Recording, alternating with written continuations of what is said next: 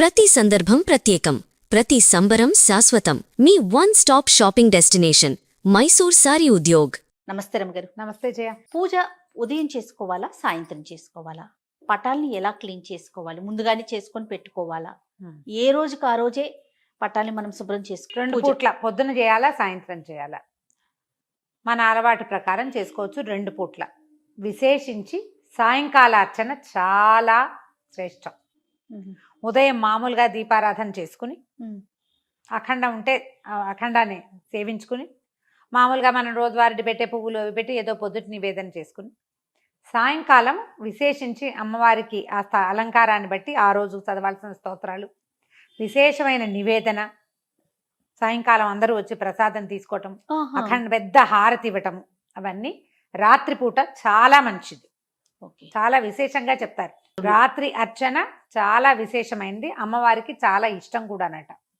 పొద్దుటి పూట 2 పూట్ల చేసే అలవాటు ఉన్న వాళ్ళు 2 పూట్ల చేసుకోవచ్చు. మరి మన రోజువారీ పూజ చేసుకునే అలవాటు ఉంటుంది, అది పొద్దున్న చేసేసుకుంటాం.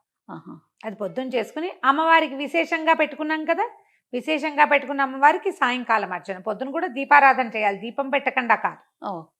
దీపం పెట్టుకుని అర్చన సేవాకాలం అంతా కూడా జపతపాదులు అవి ఉదయం చేసుకుంటారు. అర్చన సేవాకాలము, బహుపరాకులు చెప్పటము, అమ్మవారికి ఇష్టమైనటువంటి నృత్యము, సంగీతము అలాంటివన్నీ వినిపించటము, ఏమైనా వేద పాఠం, పురాణ పాఠం అవన్నీ చదవగలిగితే అవన్నీ చదవటము. సామగాన ప్రియ అంటారు అమ్మవారిని, ఆమెకి సంగీతం ఇష్టం, సామగానం ఇష్టం. అవన్నీ కూడా మనం సాయంకాలం పిల్లలతో చక్కగా కూర్చోబెట్టి పాటలు పాడిస్తాం, మనమే 2 పాటలు పాడి హారతులు ఇవ్వటం, అలా అన్నీ కూడా సాయంత్రం చేస్తే చాలా బాగుంటుంది. పటాల శుభ్రత రమగారు, దేవుడి మందిరం కానీ శుభ్రత కానీ అమావాస్య నాడు శుభ్రం చేసుకుంటే, అయితే ప్రతిరోజు పటం కదపాలా అంటే యువతల నుంచి తుడుచుకోవాలి. దేవతా మందిరం ఏది ఉందో దాన్ని ఏ రోజుకు ఆ రోజు మొత్తం నిర్మాల్యం అంతా తీసేసుకోవాలి, ఏ పూట కాపూట. అదే తెల్లవారి పొద్దున్న చేసిన అర్చనవి సాయంకాలం తీయకపోయినా పర్వాలా, ఎక్స్ట్రా అర్చన, కొత్త అర్చన కూడా చేసుకోవచ్చు. సాయంకాల అర్చన మర్నాడు పొద్దున మొత్తం నిర్మాల్యం అంతా తీయటము, ఒక మాట శుభ్రంగా తుడుచుకోవటము, తుడిచేసి తడిబట్టి పెట్టుకోవటం, తర్వాత కాస్త ముగ్గేసుకుని మళ్ళీ ఈ రోజు అర్చన మొదలు పెట్టుకోవాలి ఉదయకాలంది.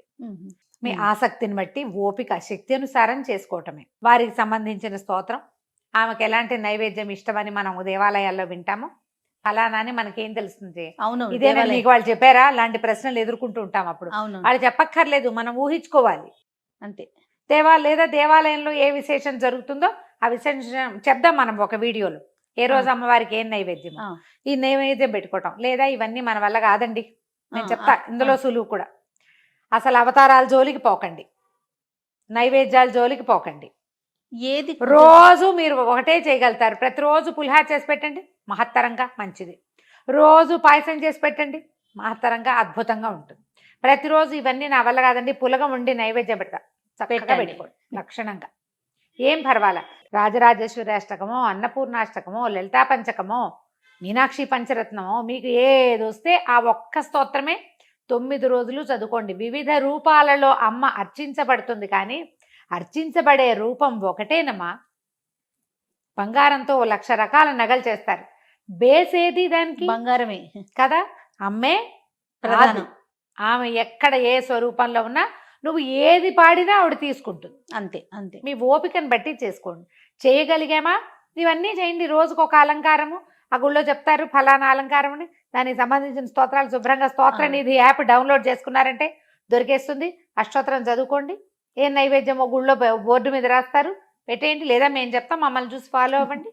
రైట్ అంతే. అయితే ఇక్కడ ఇంకొక అనుమానం రమ్మగారు, ఎక్కడ ఫాలో అవ్వాలి? ఇప్పుడు మనకి విజయవాడ కనకదుర్గమ్మకి ఒకలాగా చేస్తారు 9 రోజులు, ఇక్కడ మన తెలంగాణ పెద్దమ్మ తల్లికి ఒకలాగా చేస్తారు, మన సాంప్రదాయం ఒకటి ఉంటుంది. ఇప్పుడు ఈ ప్రశ్నలు ఎక్కువైపోతున్నాయి కదా, అనుమానాలు చాలా పెరిగిపోతున్నాయండి. ఎవరిని ఫాలో అవ్వాలి? మొదట మీ సొంత సాంప్రదాయం, మీ ఇంట్లో ఏదైనా ఉంటే అది, లేదా మీ ఇష్టదైవం, మీరు శ్రీశైలం వెళ్తారా ఎప్పుడు, భ్రమరాంబికని ఫాలో అవ్వండి. ఆవిడకి ఏం చేస్తారో అవి చేసుకోండి. మాకు మళ్ళీ మేము బెదవాడి నుంచి వస్తూ వెళ్తూ అమ్మ వచ్చి పిలుస్తోంది, అమ్మని పరిగెత్తుతాం, పైకి కొండెక్కేస్తాం.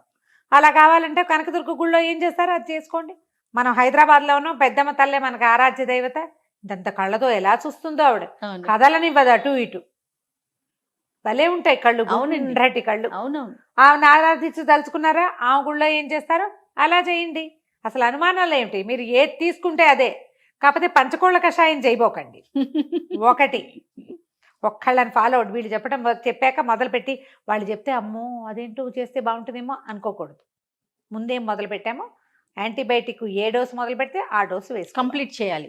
రమగారు, ఇప్పుడు మనం రోజువారీ చేసే పూజలోనే మనం దుర్గమ్మని పెట్టుకొని ఈ నవరాత్రులు పూజించవచ్చా, లేకుంటే విడిగా పెట్టుకోవాలండి? మనం చేసుకునే విధానం మనకి ఇంట్లోనే అమ్మవారి దుర్గో లేకపోతే ఏదో లలితాదేవో ఉన్నారనుకో, అక్కడే అర్చన చేసుకోవచ్చు.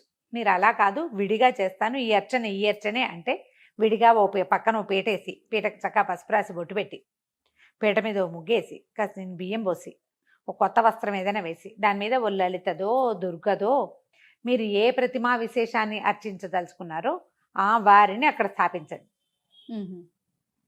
రోజువారీ పూజే, సాయంకాల అర్చన ఇగో కొత్తగా వెలయించుకున్న అమ్మవారికి 9 రోజులు దీక్ష అంతే. ఈ 9 రోజుల దీక్ష ప్రకారం లాగిచ్చేసేయండి, సరిపోతుంది. 9 రోజుల తర్వాత 10వ రోజున ఎత్తేస్తాము. మళ్ళీ ఏ ప్రతిమని పూజించుకున్నామో ఆ ప్రతిమ వెళ్తే మన దేవతా మందిరంలోకి వెళ్తుంది. లేకపోతే మీరు లోపల దాచిపెట్టుకుంటామంటే లోపల పెట్టుకోండి. ఏటా మళ్ళీ దసరాలప్పుడు తీసుకోవచ్చు. ఓకే. ఎందుకంటే కానీ రమ్మగారు నిమజ్జనాలు కూడా చేస్తూ ఉంటారు కదా? మనం చెయ్యం. మనం చెయ్యం, కానీ మనం కొన్ని చెయ్యం. ప్రాంతాల్లో చూస్తూ ఉంటాం. అక్కడ బెంగాల్లో చేస్తారు.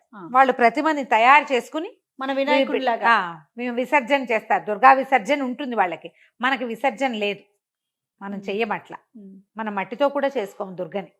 అసలు ఆ దుర్గ ఇట్లాగా ఖడ్గం పట్టుకుని ఉన్నది, ఖడ్గఖేటక ధారిణిగా మన దుర్గ ఉండదు. అసలు మనం అలాంటి విగ్రహాలు కూడా ఉంచుకోకూడదు అనుకుంటాం. పెట్టుకోము, చెయ్యము. అవును. మనది ఆ రకమైన ఆరాధనా విశేషం కాదు జయ. వాళ్ళని చూసి చేద్దాం అనుకోవద్దమ్మా. మన పద్ధతి మనదే. మన పద్ధతి మనదే. వాళ్ళు చేసినట్టుగా ధూపాలు వేయాలి, వాళ్ళు చేసుకున్నట్టుగా నాట్యం చేయాలి, అలాంటివి చెయ్యొద్దు. అసలు అది ఎందుకు చెయ్యాలి? మనకు ఒక విధానం ఉంది కదా. మనకి ఏది లేదనుకోండి, పోనీ అదేదో బాగుందని ఏదో వాళ్ళ ఫ్యాషన్ బట్టలు వేసుకున్నట్టు పూజలు చేయొచ్చునా?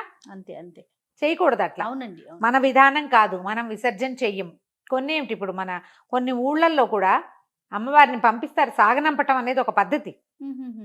పూజలు చేసి అమ్మవారిని దిగబెడతారు, నదిలో దిగబెట్టడం అంటారు. అసలు అది పద్ధతి ఉంది. ఈ తూర్పు వైపు బాగా చేస్తారు.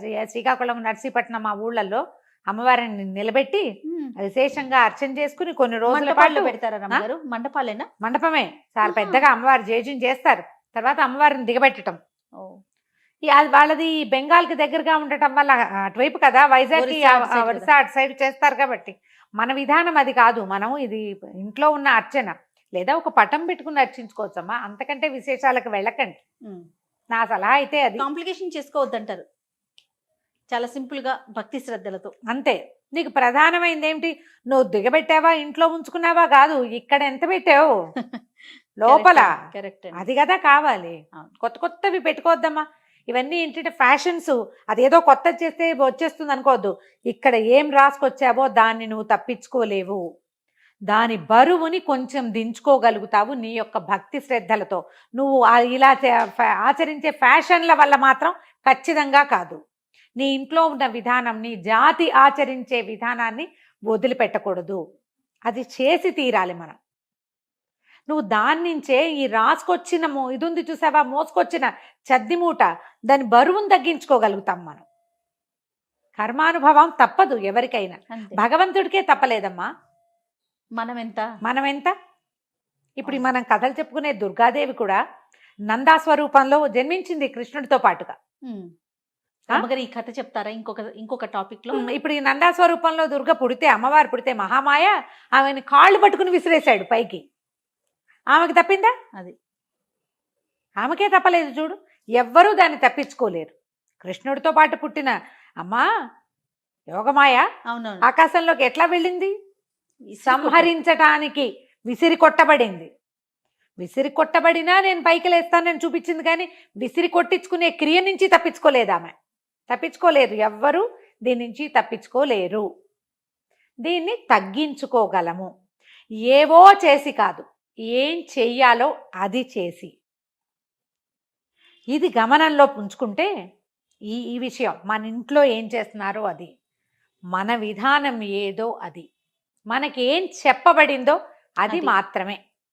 అవి చేస్తే అవి నువ్వు ఎంత భక్తి, ఎంత శ్రద్ధ, ఎంత తపస్సుతోటి అది చేస్తావో అప్పుడు దాని నుంచి నువ్వు బయటపడతావు.